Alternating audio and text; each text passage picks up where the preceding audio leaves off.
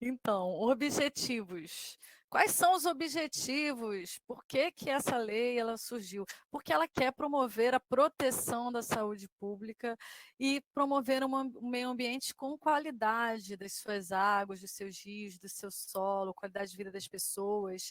Porque essa lei ela quer que exista uma hierarquia na gestão integrada dos resíduos sólidos, que a disposição final seja só para o rejeito, que antes a gente busque o quê? Não gerar. Se a gente não puder gerar um resíduo, que a gente não gere, não compre um produto que tenha embalagem.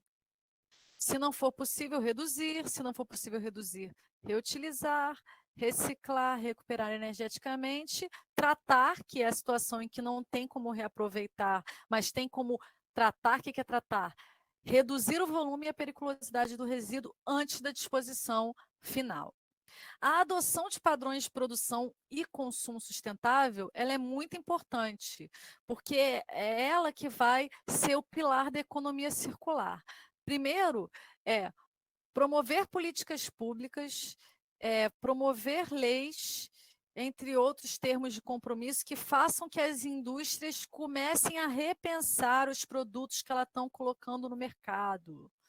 Tanto quais as matérias-primas que elas usam, como é o produto que ela põe no mercado, se ele é reciclável, se ele é tóxico, entre outras coisas. Então, isso é a adoção desses de padrões de produção sustentável e consumo sustentável, que é a gente também repensar na nossa forma de consumo, tentando reduzir, tentando não consumir se possível, e se consumir, fazer a gestão de reutilizar ou reciclar. Consumo sustentável envolve eu, por exemplo, pensar na reciclagem do meu material.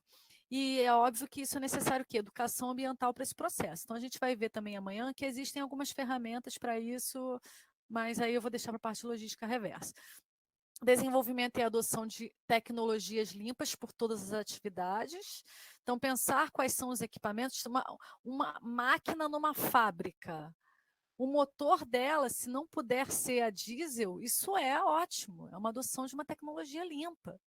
Então, repensar essas tecnologias e esses equipamentos, não apenas na matéria-prima, no material que usa, mas também no tipo de energia necessária para uma máquina funcionar, para um determinado equipamento funcionar, redução da periculosidade, repensar o produto para que ele seja não perigoso tanto na sua embalagem quanto no seu conteúdo após o uso. Incentivo à indústria da reciclagem, que é aumentar a quantidade de produtos que tenham reciclabilidade. O que é reciclabilidade? É a possibilidade de reciclar. Tem um monte de produto que não dá para reciclar, que não tem viabilidade, então isso tem que aumentar. E aumentar a quantidade de reciclados, ou seja, a inclusão, a inserção de matéria-prima de origem reciclada nos produtos, diminuindo a quantidade de matéria-prima virgem que é utilizado. É, pode falar? Vou falar saneamento. Saneamento, gente. Saneamento é a nossa segunda palavra-chave. A palavra-chave muito importante, inclusive, né? Amanhã vamos falar um pouquinho dela. Gestão, nada. Gestão integrada, já falamos o que é, o objetivo que ela seja sempre integrada, não apenas ambiental, mas sanitária, entre outros fatores. Capacitar tecnicamente, tem que haver capacitação técnica de todos os atores. Ter excelência nos serviços de limpeza urbana, que é o resíduo sólido urbano, o lixo doméstico, ele ser coletado, transportado e disposto com excelência. As licitações sustentáveis, eu vou até aqui pegar no meu caderninho que eu estava participando de uma seminário semana passada, e uma pessoa que era da AGU, Advocacia Geral da União, ela deu um dado muito importante, só vou lembrar aqui quanto que é uma coisa assim impressionante, a quantidade, gente, de de produtos nas licitações sustentáveis. Espera aí, só um minutinho, eu tinha até...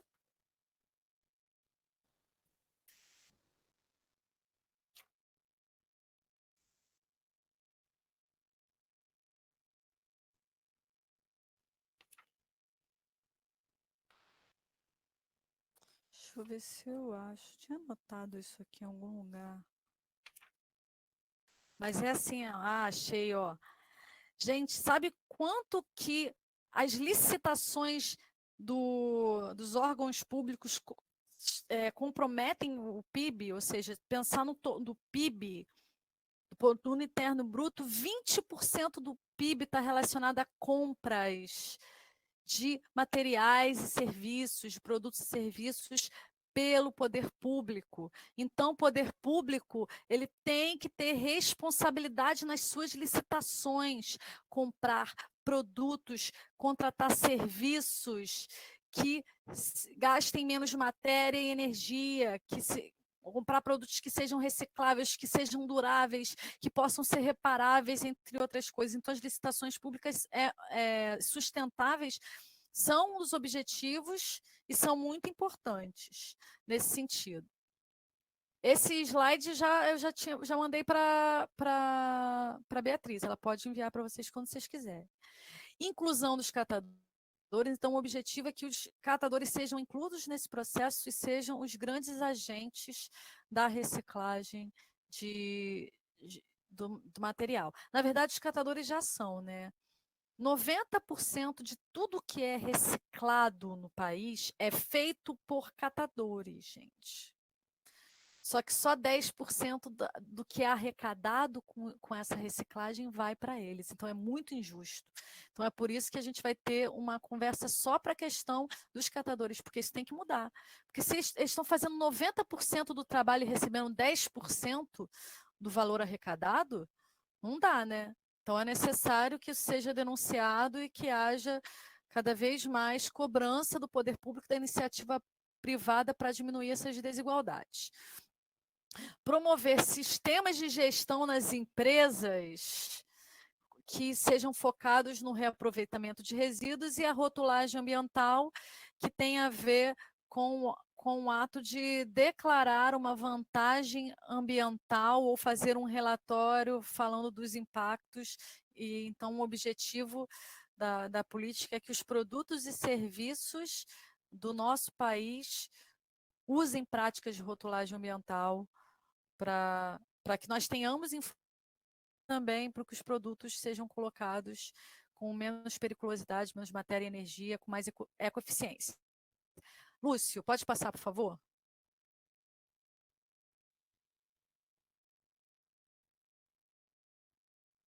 Se o Lúcio estiver presente.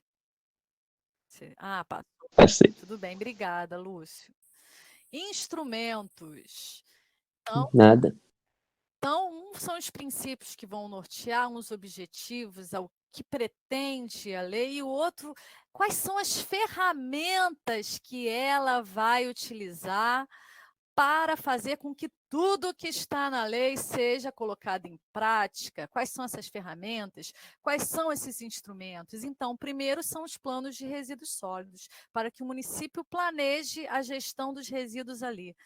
A gente vai falar disso na quarta-feira, especificamente. Os inventários de sistema declaratório anual. É muito importante que todas as atividades industriais, de mineração, de construção civil, todas as atividades geradoras de resíduos, até mesmo os municípios, elas façam um inventário de todos os resíduos que elas geram, da quantidade, qual foi a destinação desses resíduos, até para a questão do direito à informação, para gerar estatísticas, para pensar em soluções. Então, os inventários são muito importantes. A coleta seletiva, porque não é possível reciclar sem separar adequadamente o material, a logística reversa, que é o que a gente vai falar amanhã, que é um produto após o uso, ele não pode ser jogado no lixo comum. Ele deve ser entregue a um local, a um ponto de entrega voluntária, e os fabricantes, distribuidores, importadores devem depois fazer sua destinação adequada. Assunto de amanhã, nossa aula inteira.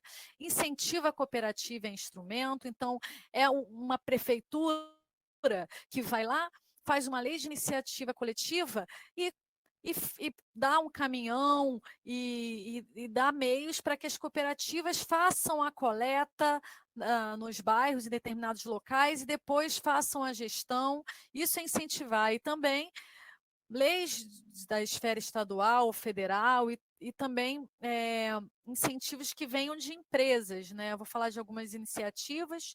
Uma é Dê a Mão ao Futuro, Recicleiros. Eu vou voltar a falar disso amanhã também. São algumas iniciativas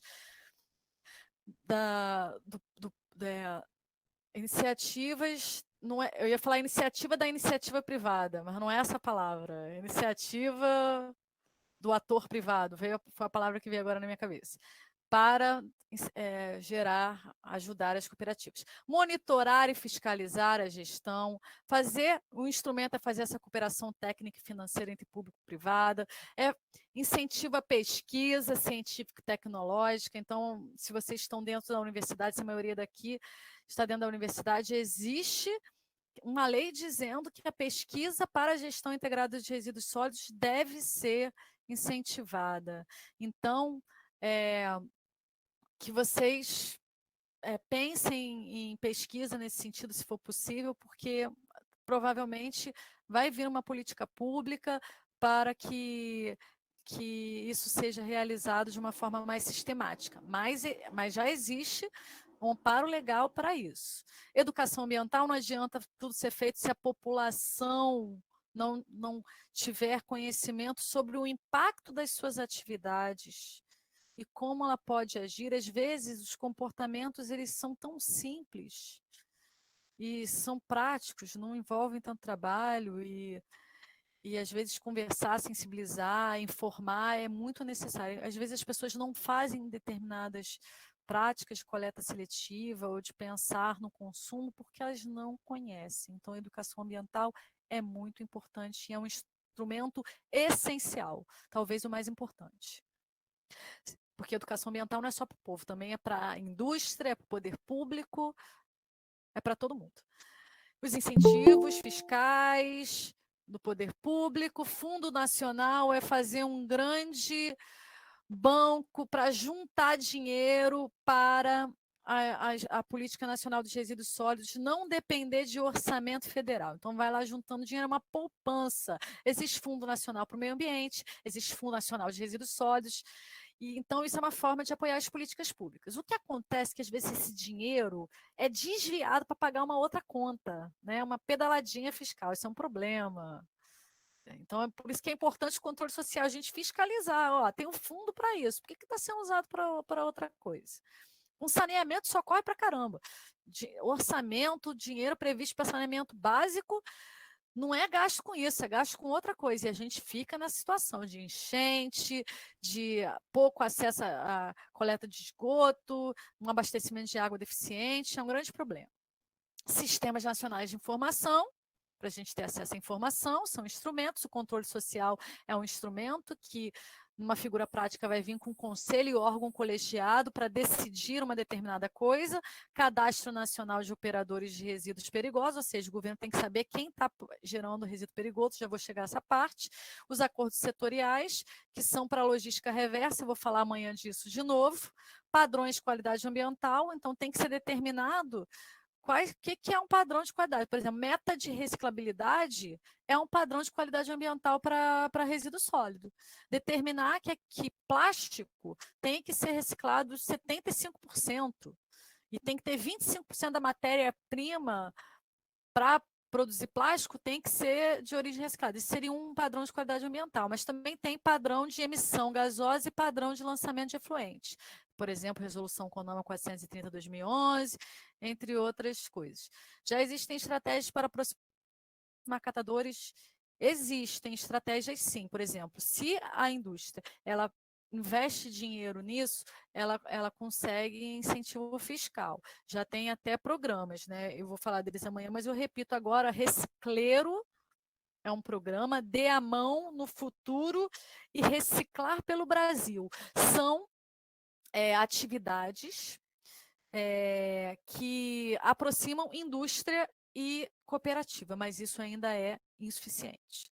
Agora, a maioria das cooperativas estão paradas, E se a renda de um catador era de, sei lá, R$ 700, sei lá, em média, uma coisa muito baixa.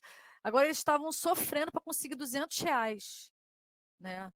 É, é uma coisa assim absurda, tem que mudar. Por isso que a gente vai ter uma aula para falar disso aí, para botar esse assunto em pauta. Tem que bater na tecla, porque senão a corda mais fraca, eles vão ser esquecidos. Não podem ser, são figuras importantíssimas. Avaliação de impacto ambiental, é necessário saber qual é o tamanho de impacto de uma atividade. Então, tem que ter um estudo para isso. Licenciamento ambiental, que é o órgão ambiental, INEA, Secretaria de Meio Ambiente, IBAMA, aprovando uma atividade, para que ela cumpra todas as obrigações com relação à forma como ela interage com o meio ambiente. Os termos de compromisso são termos que a iniciativa privada e o poder público firmam, ela vai prometer fazer alguma coisa, a gente vai falar amanhã da questão da meta de reciclabilidade. Ajustamento de conduta é quando uma indústria, uma atividade, ela promove um dano ambiental ou ela não está cumprindo o que ela prometeu, por exemplo, uma meta de reciclabilidade, então ela vai depois assinar um termo para ela ajustar essa conduta e ela reparar o que ela fez.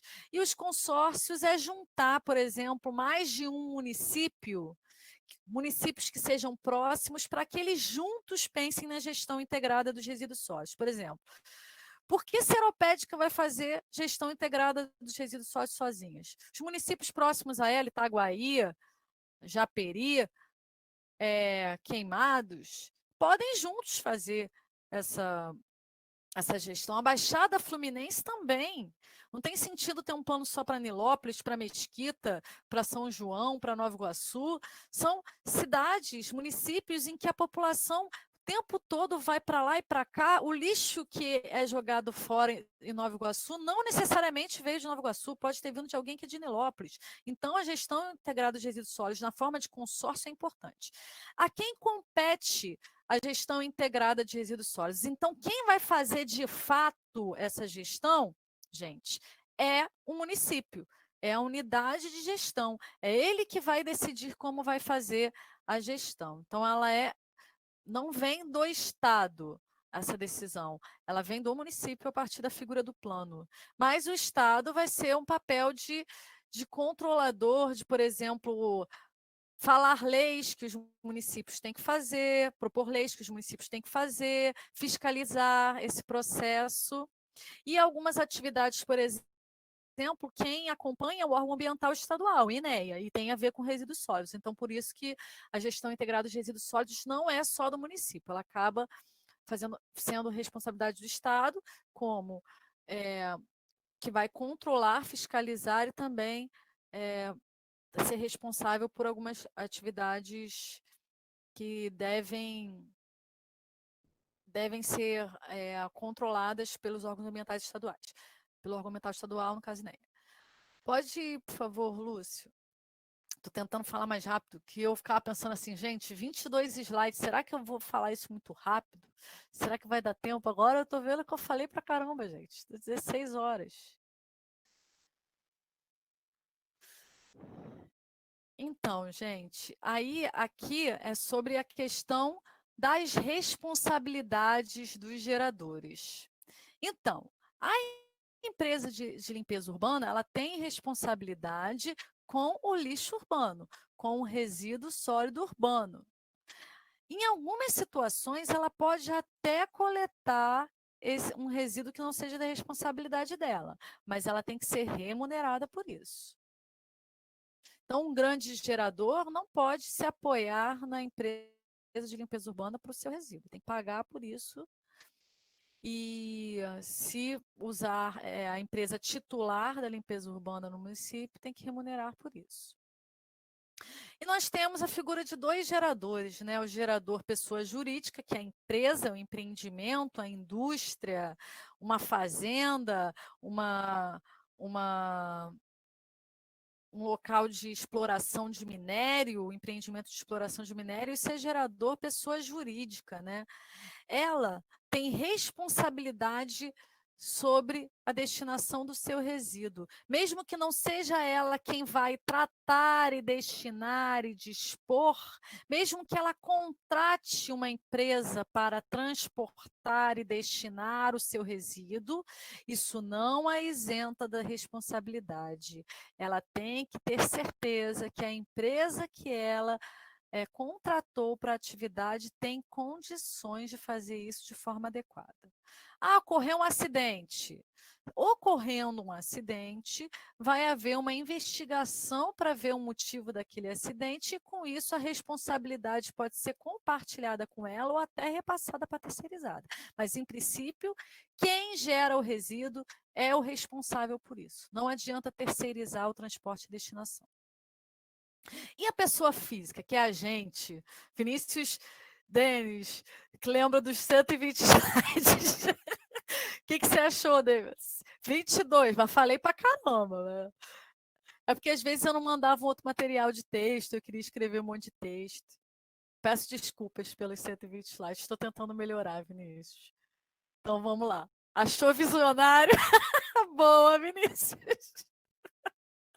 Então, continuando, e nós, como geradores, pessoas físicas, qual é a nossa responsabilidade? Foi aquilo que eu falei no início, nós temos responsabilidade de separar o resíduo em casa, numa situação em que pode reciclar, a gente tem que separar o reciclável e encaminhar o reciclável para a coleta seletiva, e o que for rejeito que não puder ser reciclável, aí o alimento ainda entra, porque a gente ainda não tem a compostagem como obrigação. Então, encaminhar rejeito, né, aquilo que não pode ser reciclado, e o alimento ainda é possível, mas o ideal é que a gente faça compostagem em casa. Eu posso dar algumas dicas aqui ao longo dos dias. Veja um dia que a gente. Ah, no dia do catador, vou ver, eu vou planejar isso um dia aí para vocês. Então, a gente tem que separar o resíduo, colocar num saco adequado, tem que ser um saco resistente, que você não coloque 99% do volume para depois aquilo sair caindo na hora que for colocado para ir para ser transportado e destinado pela empresa de limpeza urbana. E tem que pensar a hora que eu vou colocar. Se é um determinado horário e dia, e você pode colocar próximo do horário do dia, faça isso. Não tenha preguiça. Assuma a sua responsabilidade com isso. É o seu papel. E se você usou algum produto que tem que passar por logística reversa, você tem que devolver no local indicado. Então, essa é a sua responsabilidade. Se você devolveu o que tinha que ser devolvido para a logística reversa, se você separou, acondicionou no saco corretamente o resíduo e colocou no horário de coleta determinado pela empresa de limpeza urbana, sua responsabilidade está cumprida e cessa, né, a partir do que entende a Política Nacional de Resíduos Sólidos. E se o poder público ele tiver que fazer qualquer coisa que seja responsabilidade da pessoa jurídica, por exemplo, o poder público teve que cuidar de um resíduo de uma empresa que ela tinha que ter cuidado, ou uma pessoa foi lá e encheu de entulho a rua. Até uma quantidade de entulho, todo município tem o seu plano de gestão de resíduos de construção civil e demolição. Até uma quantidade é responsabilidade, sim, dos municípios, mas a partir de uma grande quantidade é você que tem que responsabilizar. Se por acaso você deixou um monte de entulho na rua e a prefeitura ela teve que destinar isso para você, ela pode cobrar, ela tem que ser remunerada para isso depois. Pode passar, por favor. Aí a parte da economia circular, a gente precisa mesmo de fazer toda uma pressão pública para que exista uma lei regulamentando isso aqui, porque isso é uma das coisas mais interessantes da Política Nacional de Resíduos Sólidos, é o seu artigo 31 e 32, que fala que fabricantes, importadores, distribuidores e comerciantes têm responsabilidade de investir no desenvolvimento, na fabricação e na colocação de produtos no mercado e serviços que após o uso pelo consumidor, sejam recicláveis ou reutilizáveis. É aí que vem o termo de compromisso que eu vou falar amanhã.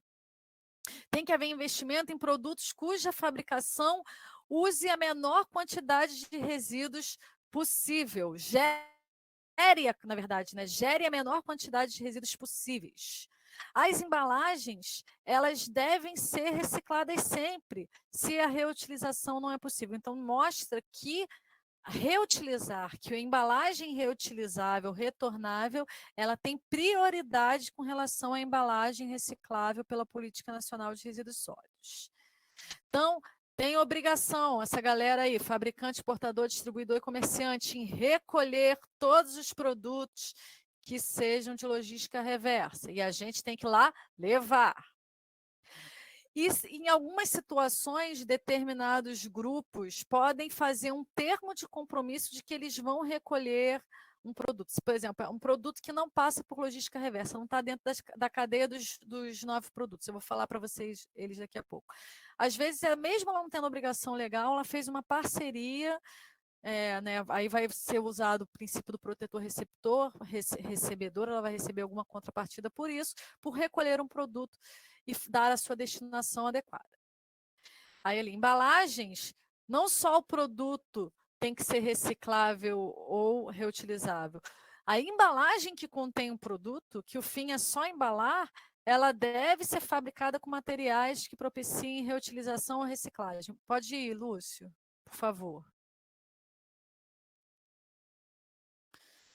As embalagens devem ser restritas ao volume e ao peso em dimensão em relação aos produtos aplicáveis a ela, ou seja, uma quantidade absurda de embalagem, um monte de embalagem à toa, tem que ser. Qual é a finalidade da embalagem? É proteger do quê? É conservar. Então, tudo tem que ser planejado para que o volume e o peso dela seja o mínimo para ela cumprir sua função. E também seja reciclável e reutilizável. Embalagens devem ser projetadas para uma reutilização de maneira tecnicamente viável, compatível com as exigências aplicáveis ao produto que contém. Então, se o produto ele for retornável, ele deve ser planejado para que a sua reutilização seja viável. Por exemplo, agora tem essas garrafas com plástico mais duro que são retornáveis. Tem que haver forma viável economicamente, tecnicamente, de depois poder limpar e reutilizar aquela embalagem. Então, não adianta só lançar a embalagem, ela tem que ter viabilidade técnica de depois ela ser reutilizada, né? Parece óbvio, mas não é, gente. Tem que colocar isso, porque pessoa produz uma embalagem para reutilizar e depois que vai reutilizar não tem viabilidade técnica. Por quê? Porque não planejou anteriormente, aí não pode, né? Então a lei tem que usar uma coisa óbvia e colocar. Produtores devem divulgar formas de evitar, reciclar, eliminar os resíduos associados a seus produtos. É a questão da educação ambiental. Amanhã a gente vai falar disso, que existem sites, atividades que visam divulgar como reciclar, como reduzir, como reutilizar materiais. A gente vai falar amanhã na logística reversa. Obrigações, né? Então, as obrigações caem muito em quem fabrica um produto que pode ser reciclável e quem fabrica uma embalagem. Tem uma grande responsabilidade nesse processo. De pensar em produtos que sejam recicláveis, em pensar em produtos que sejam que possam ser reutilizáveis, em pensar em produtos que tenham matéria-prima reciclada. E para quem coloca em circulação essas embalagens, também existe uma responsabilidade. É aí que vem a responsabilidade do comércio, dos grandes centros de distribuição. É por isso que você vai numa loja de material de construção, é por isso que você vai a um shopping, a um grande mercado, a um grande supermercado, e lá tem pontos de entrega voluntária, porque também tem obrigação nesse processo. Porque uma coisa, não adianta ter embalagens recicláveis se não tem pontos de entrega voluntária para as pessoas levarem. Uma coisa está ligada à outra. Senão esse resíduo reciclável que foi projetado para ser reciclado acaba indo para onde? Para o lixo comum. e para o aterro sanitário, que é um problema. Então, uma coisa está associada à outra e é muito importante que tudo funcione em conjunto para que a economia circular funcione, o conceito de economia circular possa ser aplicado. Essa última parte aqui, pode passar. Eu ia falar sobre inclusão. Essas indústrias têm que incluir catadores. É um erro no slide, é porque na hora que eu fui montar, sabe que você vai fazendo um Ctrl+C para facilitar a montagem, aí esse último está repetindo o anterior, mas era para falar da inclusão de catadores. Eu vou corrigir isso e passo de novo a aula para vocês. Então, logística reversa. O que deve ser devolvido para a destinação do fabricante? Então, embalagem de agrotóxicos, o óleo lubrificante, na hora que um automóvel, um veículo vai trocar o óleo, pilhas e baterias, medicamentos, pneus, a embalagem do óleo lubrificante, as lâmpadas fluorescentes, os eletroeletrônicos e as embalagens comuns. Amanhã a nossa aula é só sobre isso, então não vou falar mais nada, não. Pode passar, Lúcio, por favor. Uma coisa muito importante dessa lei foi a questão dos resíduos perigosos. Existem muitas atividades no país que geram resíduos perigosos. E o tratamento com essas atividades não era muito diferenciado. Aí, então, essa lei ela veio dar uma atenção especial. Qualquer atividade que gere produto perigoso, ela tem que ser cadastrada, tem que ter o cadastro nacional para isso, para que haja um tratamento diferenciado e maior cobrança. Se você resolve empreender e produzir algo que é perigoso, você tem que arcar com os custos, tem que investir mais em prevenção e reparação. Para quem não sabe o conceito de perigoso, né, existe uma norma, que é a ABNT 10.004, de 2004, que fala sobre a classificação dos resíduos. Então, ela define que resíduos perigosos têm 5 características. Eles são inflamáveis, reativos, que seria alguma coisa que pode explodir, alguma coisa que muda a temperatura quando é agitado ou quando absorve ar ou água, alguma coisa que borbulha ou libera vapores ou libera ácido cianídrico ou ácido sulfídrico. Então, o reativo é alguma coisa que, dependendo da umidade, do ar, da agitação mecânica, ela vai reagir de uma maneira que pode ser perigosa para a saúde pública e para o meio ambiente. Então, reatividade, inflamabilidade, corrosividade, que é a possibilidade de um produto ele ir corroendo, né, deteriorando materiais ou a pele de uma pessoa. Isso é corrosividade, é uma coisa perigosa. A patogenicidade, que é a presença de algum organismo ou material genético ou material de origem biológica que possa infectar, causar alguma doença. Aí, no caso da Covid, da situação de pandemia que a gente vive uma situação em que os resíduos são potencialmente infectantes o tempo todo, né? Como eu falei com vocês, eu vou falar um pouquinho disso para vocês, para tirar dúvidas.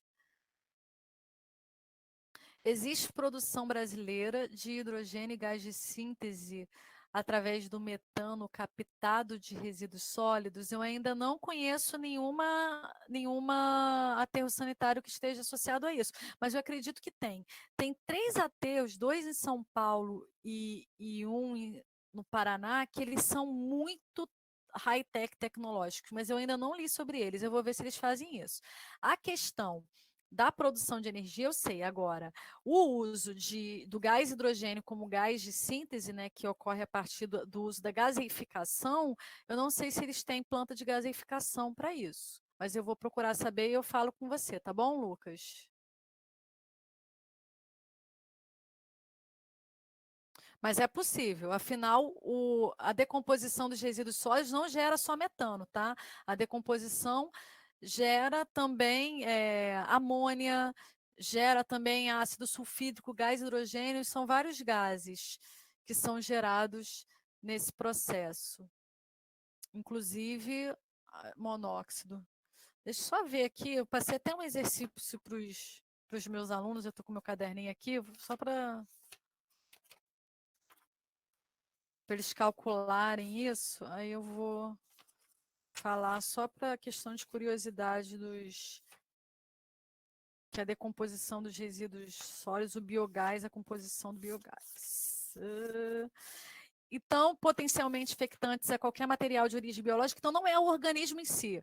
Um material patogênico não basta que ele tenha um organismo. Se ele tiver uma proteína priônica, que é o caso do mal da vaca louca, não sei se ouviram falar, de carne contaminada, isso é potencialmente infectante. E no caso do material genético, por exemplo, produto com transgênico, se for provado que aquilo possa, de alguma forma, causar alguma doença, ele vai ser potencialmente infectante. Então, é isso, né? Ácido sulfídrico, nitrogênio, monóxido, metano e outros que incluem o gás hidrogênio. Faltou inflamável, reativo, corrosivo, patogênico e tóxico, né? Tóxico é diferente de patogênico. Patogênico é alguma coisa de origem biológica que vai desencadear isso, que vai causar uma infecção, uma doença. O tóxico não. Pode ser um agente físico, químico ou biológico que vai causar um efeito adverso à saúde pública e ao meio ambiente. Então, se alguma atividade gerar resíduo perigoso, né, dentro dessas 5 características, tem que ter um cadastro nacional para que se conheça quais são essas atividades no país. Tem que ter um plano específico, que é o que eu vou falar na quinta-feira. Existe um plano específico para a empresa, para a atividade que gera resíduo perigoso. Ela tem obrigação de reduzir o volume ou eliminar a periculosidade do seu resíduo antes da disposição final. Isso não era obrigação antes da lei. Antes ele poderia encaminhar o resíduo volumoso e com uma substância tóxica direto para o aterro industrial. Hoje não, ele tem que fazer a redução do volume da periculosidade antes. Isso foi até um ganho. E aí a gente vai falar um pouco mais desse plano. Depois, vocês estão vendo aí que tem um rejeito de mineração? Então, o que acontece? A maioria dessas barragens de rejeito de mineração, elas não são consideradas resíduos perigosos. Elas são consideradas resíduos de classe 2. E por isso que elas podem ficar, imagina, é um buraco ali e você vai colocando aquela lama ali. Milhões de litros. Se aquilo fosse perigoso, como é que isso poderia ficar a céu aberto? É porque não é considerado perigoso. Por isso que fica a céu aberto. Tem até uns esquemas de impermeabilização, mas não é tão cobrado, porque em suma é só terra, tem muito que ferro do barro, do solo, mas teoricamente não tem resíduo perigoso. Mas aí aconteceu os danos do rompimento da barragem em Brumadinho e em Mariana, que são irreparáveis. A gente teve a morte do Rio Doce, a gente teve espécies que foram extintas para sempre. Então, houve até uma discussão em 2016, foi colocado um projeto de lei para definir o rejeito de mineração como resíduo perigoso, mas eu não acompanhei em que pé está esse projeto. Mas eu vou acompanhar e falar disso quando a gente for falar de plano de resíduos perigosos na quinta-feira. Então, esses resíduos perigosos, gente, tem que ser cadastrados, tem que ter plano específico, tem que ser muito bem armazenados. Estão vendo aí as imagens? Tanques bem vedados para que eles sejam armazenados e depois encaminhados com segurança para a destinação. Pode passar, Lúcio. Então, são vários instrumentos econômicos. Aí, a economia circular tem que vir com essa parte aqui. Tem que ter uma política para fazer com que os produtos colocados no mercado sejam pensados de forma diferenciada dentro da economia circular e também tem que ter instrumento econômico, né? Então, tem que ter dinheiro, ou seja, tem que ter linhas de financiamento, incentivos fiscais, creditícios e financeiros para prevenção e redução de geração de resíduos sólidos no processo produtivo. Qualquer atividade que adote atividades que previnam e reduzam seus resíduos deve ter instrumento econômico de incentivo para isso. É a aplicação do princípio do protetor-recebedor. Tem que ter também incentivo para desenvolvimento de produtos com menores impactos à saúde humana e à qualidade ambiental. Com relação aos municípios, né? O município, na hora de fazer a gestão dos seus resíduos, se ele fizer consorciado com outros municípios, ele vai ganhar verba do governo primeiro do que o município que não fizer isso de forma consorciada. Outra coisa, município que faz lei dizendo que vai implementar a coleta seletiva também ganha verba de forma prioritária. Qualquer pesquisa, qualquer atividade que vise descontaminar uma área que esteja aí jogada aí uma área órfã, que não sabe quem, né? Tem um monte de área órfã por aí, né, gente? Áreas que estão, solos e rios que estão contaminados por uma atividade industrial ou de outro ganho, mas que a responsabilidade não foi determinada. Então, se houver algum projeto de origem pública ou privada para descontaminar essa área, vai haver incentivo para ela. Então, entra a importância de vocês que estão na academia em desenvolver projetos para isso. E desenvolver pesquisas voltadas para diminuir a geração de resíduos para produtos mais sustentáveis, menos tóxicos, entre outras coisas. E também empresas que façam sistemas de gestão voltados para reaproveitamento de resíduos também vão ter algum incentivo fiscal. Qualquer empresa ou indústrias que investam em quê? Em infraestrutura para cooperativa de reciclagem, que dê equipamento, dê caminhão, dê prensa, dê esteira, dê ecobag, dê balança, elas vão receber incentivos. É por isso também que existe esses programas que eu falei, Dê a Mão no Futuro, Recicleiros e Reciclar pelo Brasil, porque faz parte desses incentivos fiscais que são ganhos pelo investimento aos catadores, mas esse investimento não é suficiente ainda. Muitas cooperativas ganham no máximo uma ecobag. Não sei se vocês sabem uma ecobag, é uma sacola gigante que é para você colocar muito resíduo de uma vez. Isso não é nada, né? Com dinheiro que se lucra, tem que ter investimento real, botar o galpão em condições. Tem muito galpão que não tem instalação elétrica. A cooperativa do lado do IFRJ, onde eu trabalho, roubaram a fiação da cooperativa. Eles não têm como ligar a prensa, não tem como ligar. Então, a gente está fazendo lá, está pegando um projeto de extensão do IFRJ para poder consertar a fiação. Não era para passar por isso, era para essa cooperativa, depois de 5 anos que tem o acordo setorial de embalagens, já ter recebido uma boa infraestrutura, parede, boa, para que ela tenha um teto direito, banheiro, uma instalação com banheiro, um chão lavável, uma parede lavável, uma infraestrutura elétrica para isso, e também capacitação técnica para as pessoas que entram na atividade de catação, porque muitas entram porque elas não têm alternativa. Então, elas não sabem de nada, às vezes não são analfabetas. Então, é muito importante que não só a infraestrutura e os equipamentos sejam dados, mas que também haja capacitação técnica para que essas pessoas façam isso de forma adequada e segura. Então, qualquer projeto com cooperativa, e também aquilo que eu falei, se eu tiver dinheiro para investir, e se eu quiser investir em indústria de recicladora, eu vou ter incentivo fiscal para isso. Se eu tiver dinheiro para investir e eu quiser fazer concessão de empresas de limpeza urbana, eu vou ganhar incentivo fiscal por isso. Então, isso faz parte dos instrumentos econômicos da Política Nacional de Resíduos Sólidos. E, por último, gente, finalmente, pode passar, Lúcio. Vêm as proibições. Por isso que a Política Nacional de Resíduos Sólidos ela altera a Lei de Crimes Ambientais, que é a Lei 9.605 de 1998, porque ela fala de proibições de coisas que são consideradas crimes, mas existe um problema nessa lei. Qual é o problema? Ela fala que é crime, mas ela não fala qual é a punição. Aí está muito vago.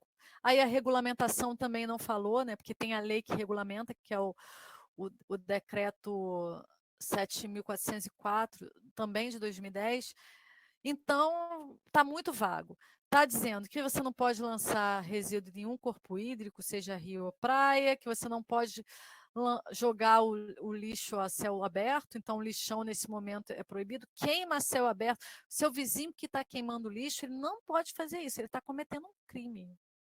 Tá? Você pode chamar a polícia, ele está cometendo um crime. Só pode queimar lixo em caso de calamidade pública, em caso de emergência sanitária. Então, vamos pensar aqui. Tem um município que é muito pobre, ele não tem como a empresa de limpeza urbana coletar os resíduos das pessoas em época de pandemia, e esses resíduos podem carregar, sim, o vírus. Nessa situação, queimar lixo é considerável, que é para proteger a saúde, mas se não for por isso, não há necessidade.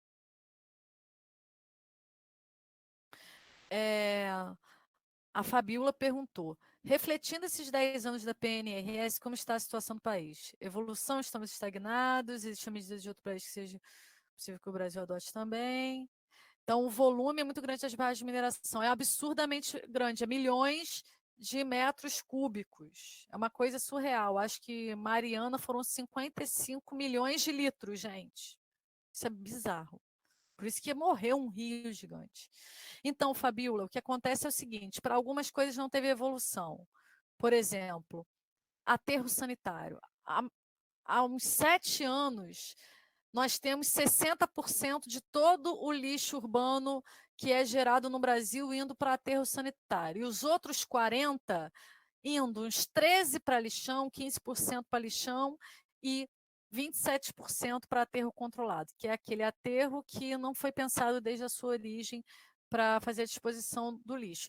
Então, nesse sentido, não houve muita evolução. E o maior problema é porque botou um município para ser o gestor. E tem muito município que não tem dinheiro, não tem capacitação técnica para isso.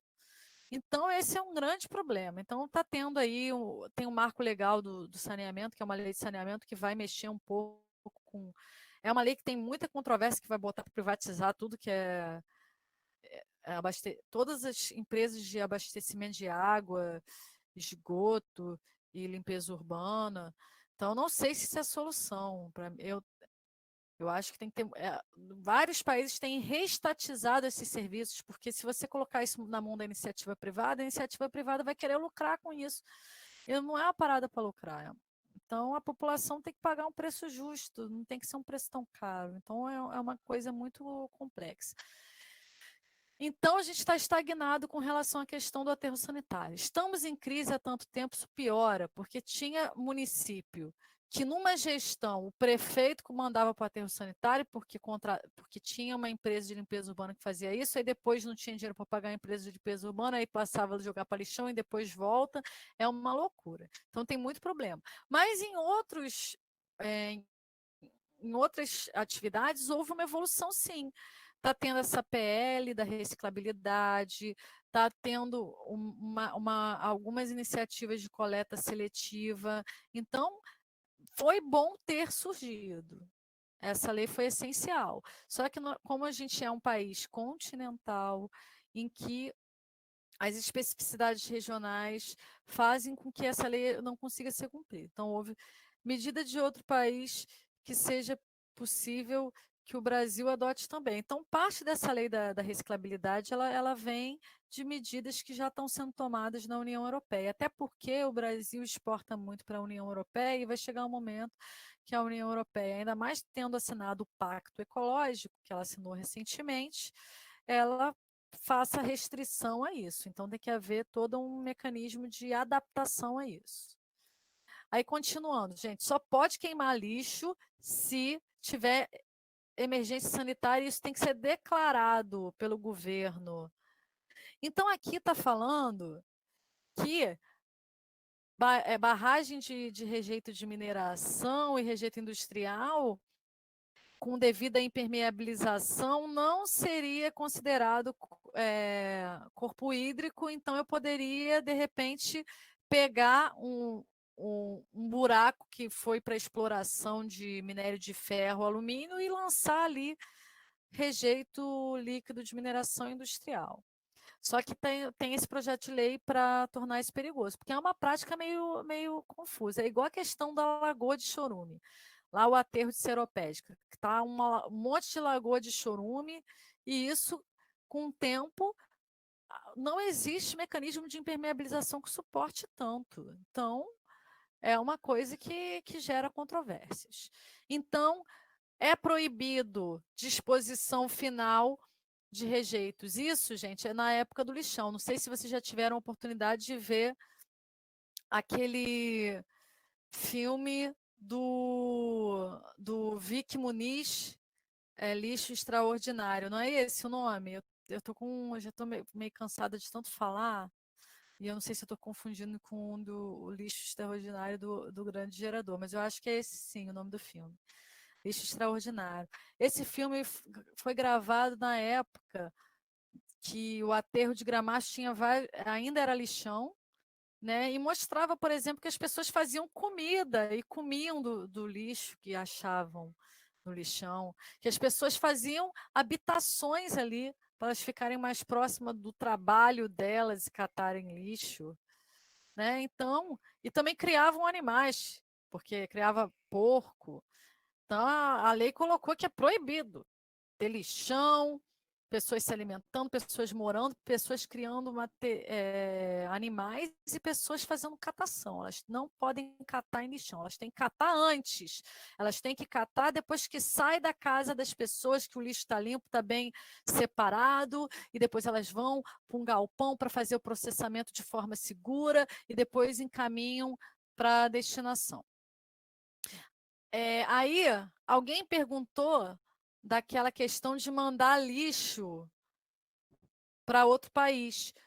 Essa lei proíbe, olha só, é proibida a importação de qualquer resíduo perigoso de rejeitos cujas características possam causar dano ao meio ambiente, mesmo que a gente importe esse rejeito para tratar, reusar, reutilizar, recuperar. Então, isso é uma barreira a essa coisa do país ficar aceitando container com resíduo perigoso.